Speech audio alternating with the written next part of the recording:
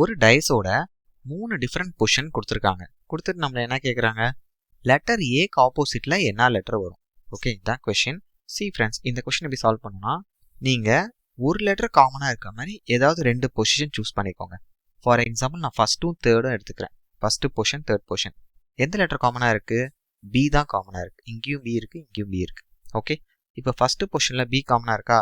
பியிலேருந்து clockwise எழுதுங்க. So எழுதுறப்ப BFC. பிஎஃப்சியா? ஓகே, இப்போ தேர்ட் பொசிஷனில் காமனாக என்ன இருக்குது? பி. அதை ஃபஸ்ட்டு போட்டுக்கோங்க. அதுலேருந்து கிளாக் வைஸ் காமனாக இருக்கிறதுலேருந்து.